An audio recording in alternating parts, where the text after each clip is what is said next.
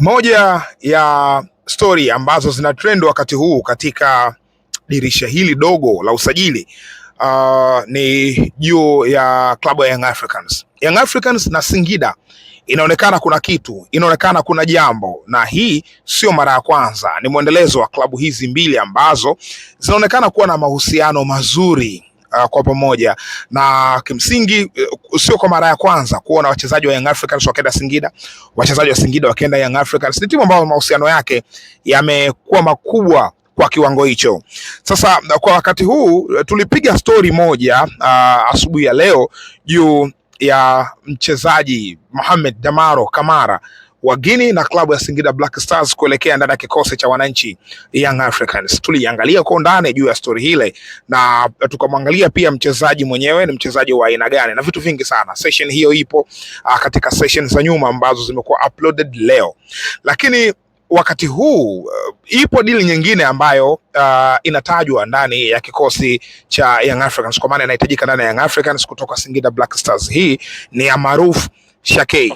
Maruf Shakei ni nyota ambaye Watanzania wanamfahamu vizuri sana kwa sababu amekaa hapa zaidi ya misimu miwili ndani ya kikosi cha Ihefu, baadaye ndani ya kikosi cha Singida Black Stars, lakini alitokea huko Singida Big Stars, Singida Fountain Gate. Hivyo kwa hiyo ni nyota ambaye ana muda mrefu sana ndani ya ligi kuu ya Tanzania bara, lakini ni nyota ambaye mara kadhaa amekuwa akihusishwa kujiunga na hizi klabu za Kariakoo. Mara nyingi tetesi zilishawahi kupita katika madirisha mbalimbali. This time around jambo linaonekana kwenda kuwa serious zaidi, kwa maana ya Maruf Shakei kuhitajika ndani ya kikosi cha Young Africans. Inaonekana lina nguvu tofauti na ilivyokuwa huko mwanzo, na hiyo ni kwa sababu ya mahusiano mazuri pia ambayo yapo kwa miamba hii miwili. Sasa Maruf Shakei, taarifa zinaeleza kwamba kuna makubaliano maalum kati ya Young Africans na Singida Black Stars juu ya Maruf Shakei, kwamba Maruf Shakei ataswap deal ya kwenda ndani ya Young Africans, alafu Young Africans wataswap deal ya kumpeleka Celeste Ekwa, nyota ambaye ametokea Zoman ya Ivory Coast msimu uliopita. Amejiunga na Young Africans katika dirisha kubwa lililopita na performance yake inaonekana kama bado haijaridhisha kwa kiwango hicho. So ni nyota ambaye anatajwa anakwenda kujiunga na Singida Black Stars. Kwa hiyo ni swap deal ambayo huenda ikafanyika. Sisi tunasubiri tu muda kadri utakavyokuwa kuona urasmi wa taarifa hii. Lakini hapa tunakwenda kumwangalia sasa huyu Maruf Shakei. Watanzania nafahamu, wengi wanamfahamu Maruf Shakei, lakini wapo ambao wanamfahamu vizuri. Maruf Shakei ni mchezaji mwenye wasifu upi? Maruf kwanza ikumbukwe na umri wa miaka 30. Ni nyota wa kimataifa wa Togo, na Togo ni miongoni mwa mataifa ambayo yamepiga hatua kubwa sana katika wachezaji. Wana idadi kubwa ya wachezaji wanaocheza maeneo mengi, hususan katika eneo hilo la ushambuliaji. Wanaye Ilhas Bebu katika eneo la ushambuliaji, wanaye Kojo Fodo Laba katika eneo hilo, wanaye Avotor katika eneo hilo, wanaye Evra Abanyo katika eneo hilo, na wengine wengi hapo. Nimetaja tu baadhi ya wachezaji kutoka Togo ambao ni wa hatari, lakini wanaye pia Maruf Shakei. So licha ya uwepo wa Togo, licha ya uwepo wa nyota wengi wazuri, lakini Maruf Shakei pia ana make kikosi cha Scorpion, timu ya taifa ya Togo.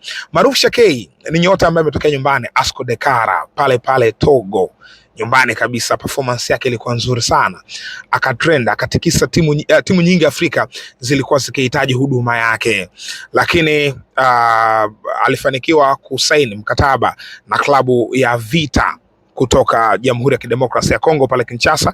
Akasaini Vita Club. Ndani ya Vita Club akatengeza ufalme wake. Ilikuwa ni nyota ambaye anaimbwa sana, na kulikuwa kuna nyimbo mahususi maalum ambazo alikuwa ametungiwa Maruf Shakei. Performance yake ilikuwa ni bora mno ndani ya Vita Club kwenye miaka hii ya, ukiachana na kikosi cha Vita Club ambacho kiliondoka mwaka 2019-18 kushuka chini. Baada ya hapo, miongoni mwa top performer katika kikosi cha Vita Club basi na Maruf Shakei. Shakei baada ya performance kuwa nzuri akachukuliwa na kikosi cha Singida. Hapo maisha yakatoka ndani ya Kinshasa yakaja ndani ya Singida, ndani ya Tanzania bara. Lakini baada ya kuondoka Maruf Shakei, kwenye kikosi akaingia Elie Mpanzu Kibisawala. Baada ya kuingia Elie Mpanzu, performance yake ilikuwa nayo ni bora sana, lakini wakati Mpanzu anaitingisha Vita Club, anataka kuondoka kwa sababu alikuwa na mkataba miaka 3, lakini ni miwili hapa ya moja kwa moja, lakini mmoja wenye option ya kuongeza. Yeye alikataa ile clause ya kuongeza mkataba mwaka mmoja, akaamua kutaka kuondoka. Vita Club walikasirishwa sana, hususan viongozi, lakini baadaye mashabiki wa Vita walikuwa wamekasirishwa sana. Miongoni mwa mabango ambao waliwahi kuabeba ilikuwa ni pamoja na who is Mpanzu, we had Shakei. Yani wanamaanisha kwamba Mpanzu ni nani? Wao walishawahi kuwa na Maruf Shakei.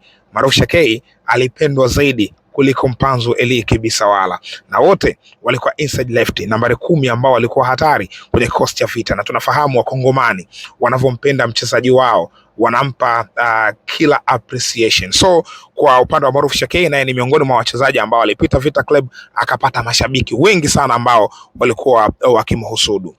Baada ya hapo Maruf Shakei alivyoingia ndani ya Tanzania bara, performance yake imekuwa ya kuridhisha mara kwa mara. Anapokuwa uwanjani unaona kabisa ni mchezaji ambaye analazimisha vitu vingi, ana skills, lakini pia ana uwezo wa ku create chances, ana uwezo wa kuscore, ana uwezo wa kuassist.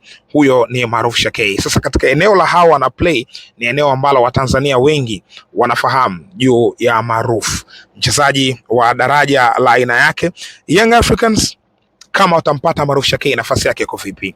Ndani ya Young Africans kuna wachezaji wengi of course katika ile attacking line, viungo wale wa ushambuliaji, hata mshambuliaji wa mwisho wanaye Prince Dube kwa wakati huu, Anti Boyeli ngaja na mwenyewe anaelezwa kwamba anaondoka, wanaye Clement Mzize ambaye bado ana injury, anaendelea kuuguza majeraha yake. Lakini kwa upande wa Maruf Shakei ndani ya kikosi cha Young Africans yupo Maxim pia Nzengeli, yupo Pacome Zouzoua. Hawa ni wachezaji wawili ambao wamejisimika hizo nafasi kwa maana mapana ya uwanja, wanaonekana kufanya vizuri zaidi. Maana yake Maruf akiingia ndani ya kikosi anakwenda kucheza kama inside left, anakwenda kucheza kama nambari 10.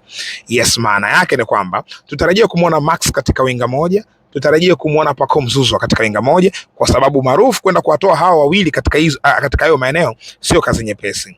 Lakini yeye Maruf sasa kwenye ile 4-2-3-1 ambayo anacheza nayo Pedro Gonçalves, tutarajia kumuona Maruf akicheza nyuma ya mshambuliaji wa mwisho, kwa maana nyuma ya Prince Dube. Sasa Max Nzengeli ni mzuri kwenye ku create chances, kwenye kuassist, kufunga. Pacome Zouzoua kadhalika ni mzuri katika hilo eneo. Prince Dube ni mzuri katika hilo eneo. Alafu unaongeza quality nyingine kwa maana ya Maruf Shakei ambaye daraja lake ni kubwa ukilinganisha na kina Lassine Kouma. Maruf bado ni mkubwa ukilinganisha na Celeste Ekwa. Maruf bado ni mkubwa ukilinganisha na nambari 10 zao nyingi Young Africans. Bado Maruf ni proved zaidi, Maruf ni material makubwa zaidi kuliko nambari 10 wengi wa Young Africans. Kwa hiyo usajili huu kama utafanikiwa na utakuwa rasmi, basi Young Africans utakuwa umepata nambari 10 bora kabisa ambayo anakwenda kutengeneza ile line ya ushambuliaji iliyokuwa tishio katika kikosi chao. Hilo ndo kubwa zaidi kwa wakati huu. Wewe una nafasi ya kuonesha mtazamo wako katika hili kwenye comment section hapo. Unaweza kaandika unavyofahamu Maruf. Bahati nzuri Maruf tunafahamu vizuri. Kwa unavyofahamu Maruf Shakei, unamwona anatosha ndani ya Young Africans, au wewe unaona hapana, Maruf hatoshi kuchezea Young Africans? Weka comment yako hapo kwenye comment section, bila kusahau kusubscribe, comment, kulike na kushare. Hii ni Mzinga Sports. Bado taarifa za kiusajili za kuziangalia zipo nyingi hapa. Usikae mbali na jukwaa hili. Mpaka wakati mwingine.